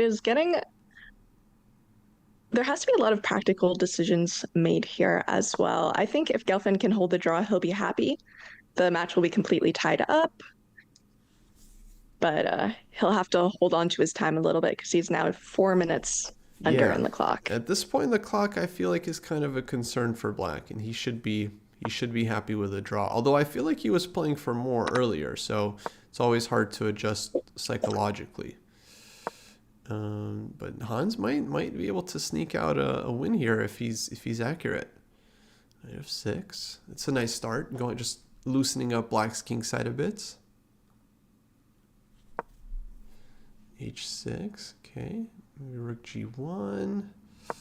Blazing says being black is a big perk, so I'd say 6 or 7 minutes. That's true. It is a big perk, although you just have to still be able to draw a game, and that's tough. But these players, of course, are very good at that. They know their openings. They know which positions are sharp and which are not. So tends to be the general consensus. Yeah. Okay. Gelfand's thinking again. 5 minutes down. I feel like you should just go g5. I don't see the problem. And then but he's spending a lot of time on every decision, and it's going to be very hard because still some pieces on the board. I mean, this, and white has a passed pawn. I feel like black is fine, but still, it's not so easy to play. Okay, making a move quickly. And maybe rerouting our knight to b4 makes a lot of sense unless they can push d4, but I don't think they really can with that rook kind of there on d8. So I like that decision. That makes sense. That outpost is just like calling to us, you know? Although, yeah, he's going to try to make some trouble there. No, it's definitely a smart plan. Okay, knight d5. Yeah, he's coming to b4. He's allowing white to take on h6 because knight b4 will create some drama.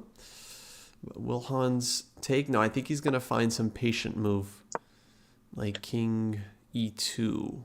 No, king e2 allows check. Okay, rook f7. Never mind. But what does he want? A knight b4, knight e5. Knight e5 he's got to hold everything together. Ah, that's knight nice. E5. Knight's coming to e5. Rook f7 is very nice. Now he's kind of taking over a bit. Oh, okay. This is very dangerous for Gelfand. Very dangerous. Rook e8, double question mark. I don't know why. Rook d7. I guess that wasn't it. Knight b4. But now you get your rook. You do get your rook on d7. That king might come in to displace it a little bit. Knight takes. Apparently it was not the right time to take, but still, they're both playing fast. I don't think Hans wants to give Gelfand a chance to think on his time. Exactly. Yeah, he wants to kind of blitz him out and then just use the time if he absolutely needs to. Thinking on Gelfand's time. Now rook h8, rook d6 probably is going to happen.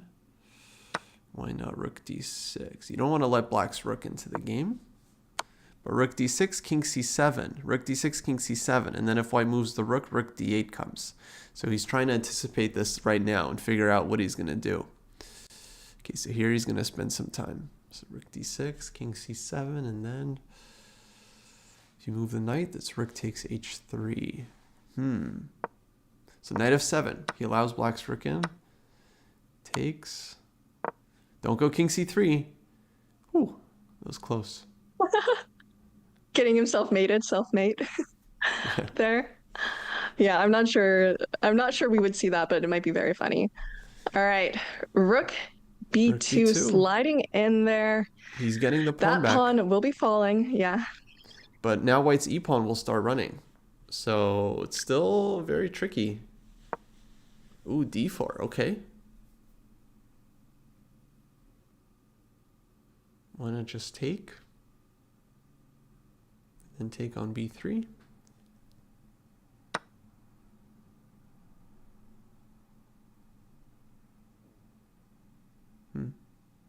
Yeah, I don't know. I think Gelfand is very close now to holding this because he still has a 2-second increment in this game, so it's not like he's gonna get flagged. We just got news. The result of Vidit versus Jose Martinez is Vidit got 2 points. Jose won as black with 3 points. He will be moving on. In the winner's bracket, Vidit will be down to the loser's bracket. So that Jose is a crazy game. Won the Armageddon, huh? I don't even know if it was, let me see. If it was Armageddon, let's see. 3-2. Yeah, I think so. Okay, in the meantime, Gelfand saved it. In fact, even as an extra pawn now, he can try to win this. Oh boy, Hans with 53 seconds. Too far, but yeah, because that extra pawn, it's always tricky, these knight end games. He's for sure gonna try. Knight c5. Yeah, especially when you're low on time, it can be a little bit tricky, but it does look like, at the very least, Gelfand will be able to hold a draw. Although you still see Hans making some practical decisions, trying to trick him under time pressure. It's just a little tough when you're down a pawn. Yeah, no, at this point, Hans has to be very happy with the draw. And probably he'll make one, because it looks like he's in control. But like I think white is kind of one mistake away from losing it, you know, because if you lose your e-pawn, then you're just 2 pawns down. So you have to be very very precise here. It's important to note, chat, not to trade your knights here. If you are playing with the white pieces, unless you can somehow find a promotion, trading would not be great because you will be stuck defending the pawns. There might be some sort of zugzwang, but if you ever try to take that B pawn, the A pawn will go ahead. So probably keeping that knight on the board is the best practical shot at the draw there. I am not Yeah. sure what he he's probably just thinking about the best follow up. I'm not sure if he's still pushing.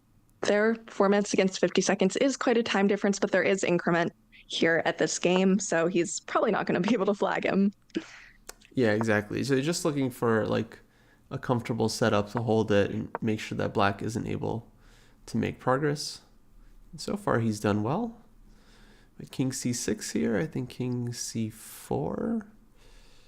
And yeah, he's keeping the pawns at bay. So yeah, Han's holding. Likely we're gonna see Armageddon in this one. Likely. But still, it's not over yet. This is like, time ticks down, you get confused, you put your knight on the wrong square, you allow a knight trade, and it's over. Just like that. It's over. And chess is very unforgiving. It's Jover. It's just Jover. Exactly. It's just Jover. What you gonna do? But yeah, we look like we have a lot of knight rerouting here. You've got to think, although this is the position you want to be in, if you're a little bit down on time, a lot down on time, those two pawns are very useful. Yeah, at any moment he can force a draw just by taking on e5, so he always has that. So yeah, definitely I think Gelfand's not really in any danger. The only danger is if he pushes too hard for a win and then ends up flagging or, disconnecting. That would be a bummer. But short of that, Was it the Wi-Fi gambit? Exactly. Short of that, he should be okay.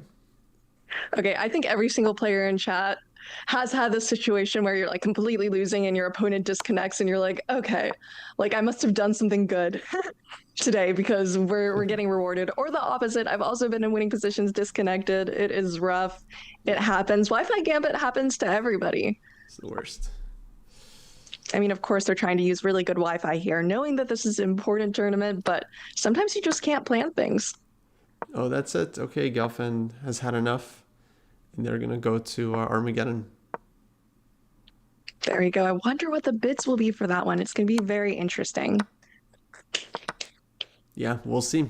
But players will get a quick break. They'll throw in the bids as well. Let's see. Do we have any games in Div 2? Looks like Danishvar against Injic are still playing their second game.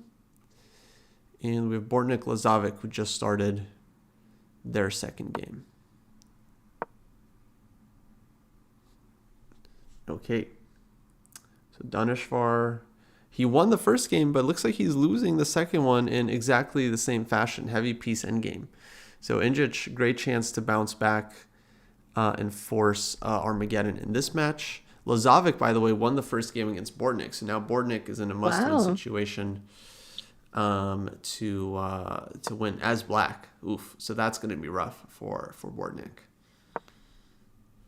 Right, that is tough. Although he is known for creating complications. Mm-hmm. He's Magician. one of those players who are extremely sharp. Yeah, just making everything tricky, makes you use your time, which is especially beneficial in like Armageddon type settings when there is an increment.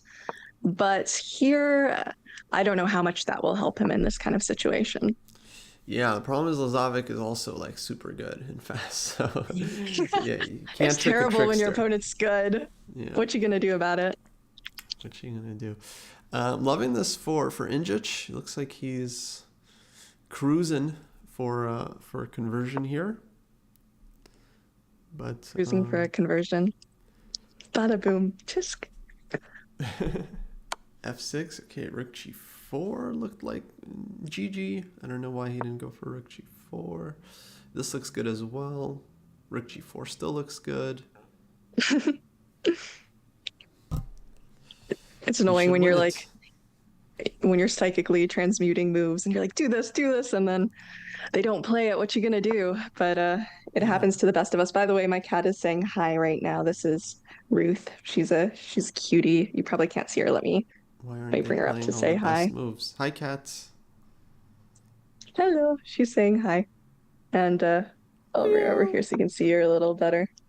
Uh, She's posing. She's being very patient with me right now as well. I'm sure she'll wow. squirm out at any second. Okay, baby. She's quite talkative. She's a cutie. Sure, that's my cat. Yeah.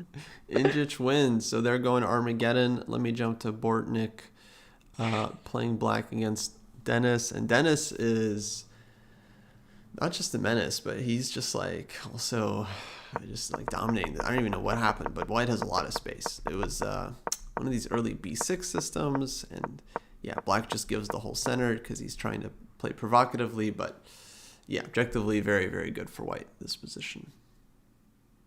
Also, very important to note, BJH says he has 6 cats now. That is a lot of cats. My mom Wow. and sister have 2, so when I cat sit all of the cats, I think 3 is a lot. So hats up to you. Does anyone else have any pets in the audience? By the way, I'm still Yeah. shaking Cats off cat off. hair from that hug. Cats off to all the Like cat hats off. owners. That was a good one. That was better than the U pun. I think you're taking the lead on the pun tournament so far. Oh, gracias. Um, okay. Well, Yeah, just so much space in this game, and we get these opposite side castles. I love these positions. I think both players also love these positions, although the only issue is black is uncastled. Do you think they probably won't try to castle at all at the moment? Or if they do castle, probably short. It will be a few moves till they castle no matter what, because there's yeah, no no, real easy way to untangle these pieces. he's far away. I can't imagine Bornik is really enjoying his position right now. It's just, it just looks so like bishop on b7 is bad, and like you didn't even get your King's Indian bishop to g7 yet. It's rough. It's Um, not over though. Maybe your king will be decently safe no, on not at all. Actually, I mean it is a reasonable uh choice when you absolutely have to play for a win. To be fair. yeah. I'm just yeah, that knight could go to g5 anytime it likes. I don't know. Yeah, it's a little bit it can be a little So rough. Okay, now it f6. can't. There Yeah, you but go. that's a good point though, Preventing. because otherwise, white would have planted the knight on g5, and then it would have been really hard to play f6 because you're always allowing knight e6. 93. Yeah, 96. But Oh, still, that was a good choice. still. So we got this Okay. game. We got 2 Armageddons coming up, I believe, with Danishvar Injic, and then Hans against Gelfand, which we definitely won't want to miss. But we'll keep an eye on when those starts. Absolutely. Oh, yeah, and I think let me see what the bids were for Gelfand Hans. Bids were oh wow, guys in chat, can you guess what the bids were for Boris and Hans? Because this is kind of a crazy bid. I won't spoil it for you just yet, although I'm sure you can see yourself if you'd like to. But yeah, someone said 5-6. No, that's a little bit low, I think, especially for this one. But yeah, this is definitely Oh, going to be an interesting match. I'll give you guys like 10 more seconds to guess because I'm very excited. I want to tell you. it's pretty amazing. Yeah, close. It is 7:25 for Gelfin and Hans at 7:30. So, what a close bid. It means Boris gets to choose his color. I believe he's going to want to play as black. But Jules, And you skipped over it. interesting. Apparently, they started with the same bid of 729, and then Oh on my. rebid, Boris went 725, and then Hans went 730. That's what I'm reading in the Slack channel. That is crazy. They both went 729. It's that they had that mental connection. And then Hans is like, "Let Right. him have it. Let him have it." So Hans takes white with 10 minutes against 725. And we have a Petrov where queens are off the board, but still a lot of life in the decision in the game. Yeah, let Interesting me jump decision there. by Hans as well. Oh, let me go back to the opening. So, okay, Hans must win situation. Boris plays Gelfand. Sorry, Boris plays the Petrov. And okay, Hans plays a very kind of quiet system here. But he's looking for the long game. You know, this is the Armageddon squeeze. The the flagging, the slow flagging. I guess he's happy with that. It makes sense. I was wondering why he would allow kind of a drier position, but you might not have a choice as well when someone plays at this level. Petrov, and still he's keeping up his time. You're right. He's probably just going for that flag. Maybe some pawn pushes are coming up. I don't know. It could still get pretty aggressive. Yeah, I don't hate it. I don't hate it. I feel like he's got a lot of pieces on the board, and the game is going to last for a very long time. And Hans, he already won one of these against Barath, right? That we just saw. So he's got the blueprint down. You know, just keep the game going, keep pieces on the board. Don't let the opponent force too much off. Right. And Gelfand, this is his type of position. He is very good at these positional squeezes, right? These slow end games. Although maybe they don't think it's slow. It's not quite super slow. Yeah. But He's also a yeah, good, with the good time. defender. Right. But 95. Oh, interesting. What's Black going to do here? This is annoying. Because his dark squares are under attack. What do you do when your dark squares are under attack? Bada boom. I don't know. I was going for a pun, but it didn't quite work out in my head, and then I bailed out last second. Yeah, really. If I want my puns, it has to be very good. Let's see. Getting up. Okay. I think White will have some edge here. He can take on G7, go knight F6. Take on D7, go rook E1. He's got nice bishop against knight. It's a simplified endgame, so I feel like Gelfand's probably not too unhappy about this, but White has a nice little edge here. Rook E7 probably, not to give the E file.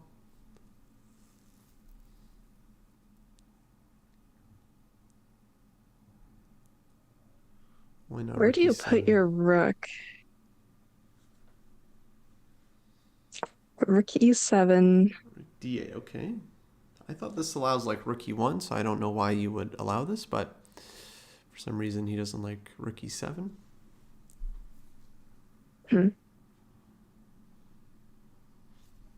Teach their own.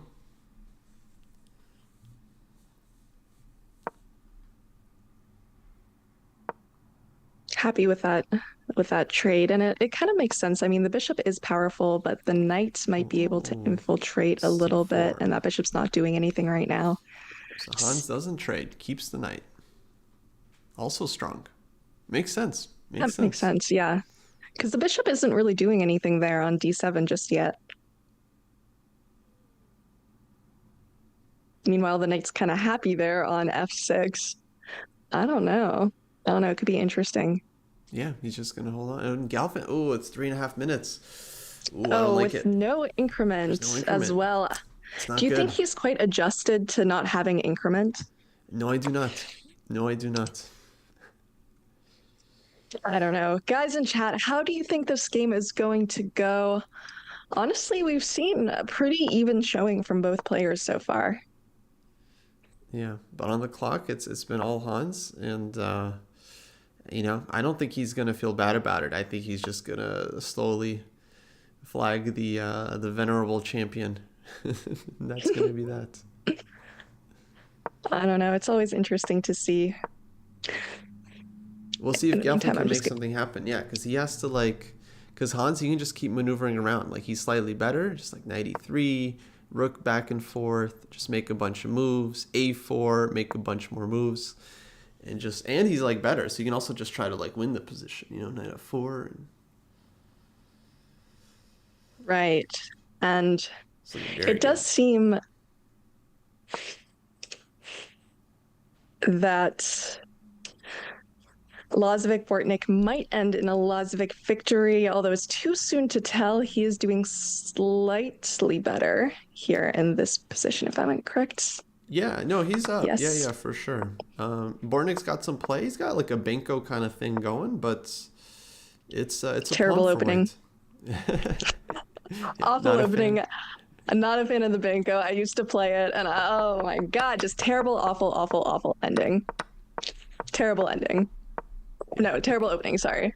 It can be Well, tough. actually, also terrible end game. Technically, you're supposed to go into end game in the Banco, but like, oh my gosh, I don't know. I do not recommend. I do not recommend. I'm a reformed Banco player. No, Bishop Star. Banco is not OP. I do not agree. You are wrong. Wrong. Very passionate with my Banco hatred. Had some bad luck with that opening. But as we see here, 2 minutes to 6 minutes, that is quite the time difference considering. I mean, Yeah. he has been able to keep up playing about as fast as Hans Niemann, which is quite an accomplishment in and of its own. But starting down 3 minutes, Yeah, you can't keep doing it because I eventually don't Hans know. will end with 2.5 minutes and you'll have 0. So a4 and White's position is just really nice. Like Black had to give up the bishop. Now White's bishop is beautiful. He's got a5, a6 coming to just light up that diagonal. One day the bishop will land on c6. Very unpleasant for Black. Because what do? You can't fight for the e-file here. If you go king d8, you hang the b pawn. If you go b6, you allow bishop c6. So your king is just stuck on c8. You can't play c6. You can't challenge for the e-file. If you go rook d8, You can't play it's rook h4. e7. Yeah, Black, I think, is just in big trouble. I Yeah. think he wins this on the board. I think he wins this on the board. You think so? I mean, he's going to try, of course. Okay, d5. Yeah, maybe only move, actually. Nice try from Gelfand to just fight for the diagonal. But I don't think White has to react too much here. You can go king c3. You can go c5. I like king c3. Just kind of improving the king. That's actually a very interesting choice because even Bishop though they will be wow. up a little bit of material, this is very easily drawable if he tries. Oh, Hans goes for king and pawn endgame. Wow. Oh, that was very smart. That is brave. Wow. I did not see that coming at all. He just like calculated that was winning right away too. That can be dangerous because some of these are not exactly clear whether they're winning, but he just saw this and he's like, yeah, this is going to be it for me. Yeah, it's not always so easy, but he has a pawn up and it feels like he has a lot of like moves in reserve. So like h4, for example, and yeah, slowly Black is going to run out of moves here. But yeah, you do have to be careful. You don't allow a draw. I think it's not that trivial. Let's see here. Maybe king e4 and then f5, king f4. Go for the king side. Okay, goes g4. Watch out. One mistake, he could allow a draw. You know, it's definitely in that zone. But he seems very confident. I don't think he would have gone for something like this unless he like absolutely knew which plan he was going to follow. Yeah, probably not. Yeah. No. He was definitely very sure that this is winning. But hopefully he can, for him, he can convert as well. I guess his idea is, yeah, he's always just going to be able to create space on the king side. So if f6, he's got f4 and g5. And one day Black will have to give up the e5 square. So yeah, maybe even g5 right now. Gelfand's tricky though. I mean, is not his first day playing chess.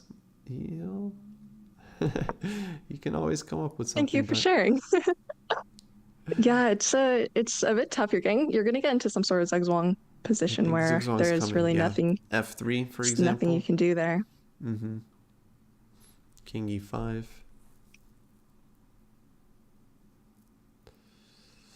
F3 looks like money. Hans is thinking about something. Not sure what. His next match? I don't know. What's what's on his mind? Dinner, breakfast. F3, we see it played. King e5 and now F4. And the idea behind F4, yeah, you make it so there's no good move that Black can make here. If the king moves away, you're going to have a lot of trouble.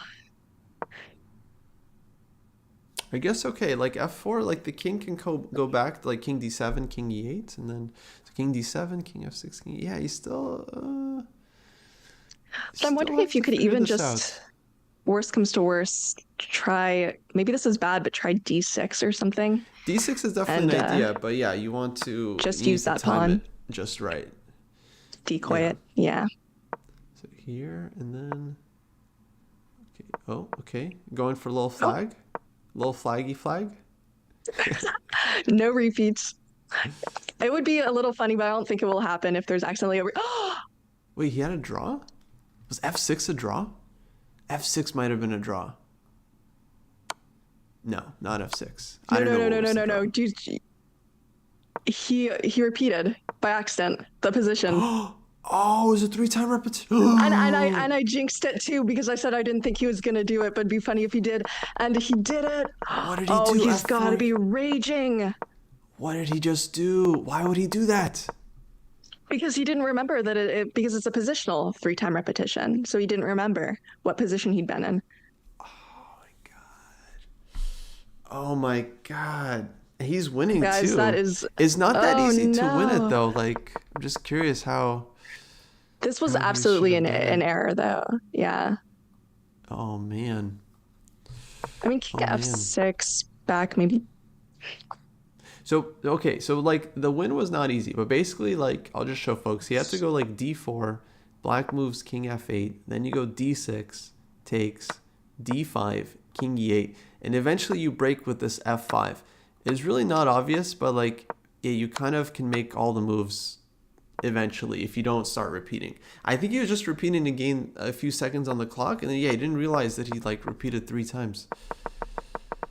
Because he went king F6, rough. he came back, that was already 2, and then he repeats a 3rd time. Oh man. Me and Hans, similar players.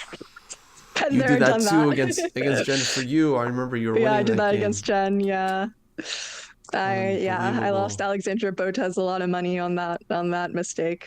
But yeah, it's tough, especially some of these positions.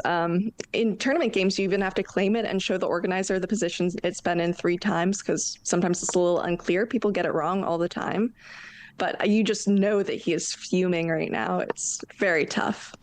Yeah, he's very tough indeed. He's pissed. Hopefully, he's in a safe location. And yeah, that's unfortunate. That's unfortunate. Yeah, I am catching strays here. It's okay. I deserve it on that one. I remember after that game, people on Reddit were discussing whether I knew what a 3-fold repetition was. So that was cool. He probably just I was didn't know. I was like, I know the rules of chess, guys. Meanwhile, we have this game. Lazic is killing it.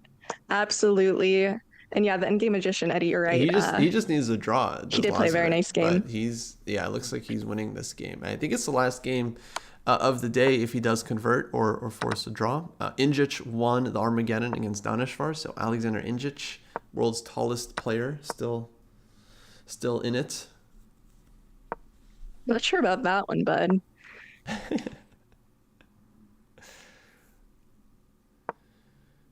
B4. Oh, Dennis is too good. Rook G7. He's such a strong player. This is an interesting matchup because it's 2 players with very similar strengths playing each other. I mean, it's also great to see some players who have different strengths and weaknesses and see which one kind of comes out on top. But this is 2 kind of similar players. Oh, is he going to go for the draw?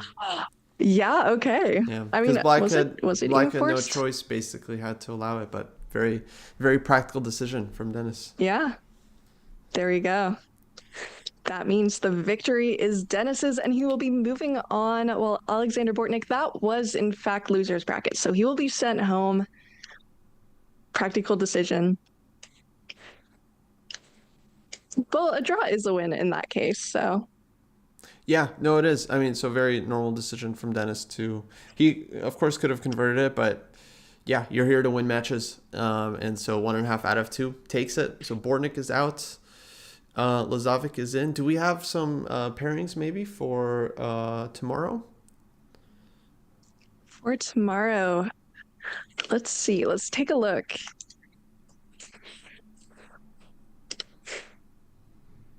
I'm not sure if we do just yet. I am just going to double check. Although it's going to be a lot of interesting matches tomorrow. Kind of crazy how everything ended in these games, especially these Armageddons. We've had some interesting Armageddons tonight. Yeah, no, that was pretty wild. That was all Hans, and then Gelfand tricks him with a 3-fold repetition. I mean, unbelievable. But hey, Legacy still got it. Looks like I got some pairings here. Looks like Fabi will be playing your boy Jules Moussard in the winners final, and then we have Gelfand against Sindarov in the losers bracket. I think, or they There you might be go. waiting for. I'm not sure. No, I think they'll play. I think they'll play. Do we have any more D2 games left, or is that it for us? And let's see. Yeah, Division Two I think is done. Done for today. And next up is going to be Injic against Lazic in the losers bracket there. The winner of that match plays Sean Sergisian. Meanwhile, Wesley So is going to play against Jose Martinez in the winners final. Look at that. It's going to be really interesting. We have a lot to look at tomorrow. Coming up, we'll be here all week. So we'll see you guys tomorrow. We're doing a lot of commentary. I am happy to be paired with Kostya. As always, it's a pleasure. Tomorrow's our Yeah, final I day, don't actually, I know. think, because tomorrow we're going to have the winners final, and then I think the grand final they're doing on the main broadcast on like Tuesday, I think. So yeah, tomorrow will Wow. be our last day, folks. Well, we will make it a good one. All right. And I think we just got word that we are all done for the day.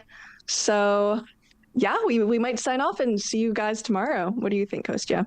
Yeah, yeah. Oh, we should do actually we should do the call to action thing because the Vichy thing is starting tomorrow, and I mean I won't read it. I'm just gonna talk about it's Vichy Go against the ahead. world, guys, because I'm actually participating in this event. I'm a coach for the world, True. so we need players, and today's the last day to sign up because it's gonna be starting tomorrow. You might be able to sign up afterwards, but like if you want to play the whole game, you got to sign up today because it's starting tomorrow. Vichy's gonna make his first move. I'm guessing it's gonna be one e4, and then we're going to be voting on moves against him. So if you want to sign up for that, go chess.com/playvichy and join the vote chesting, because it's actually a pretty historic thing. There was this vote chess against Kasparov in the 90s, and this is like the first one they've done since then, I think, something like that. Anyways, so it's a repeat of a very historic event, playing against the world champion Vichy Anand.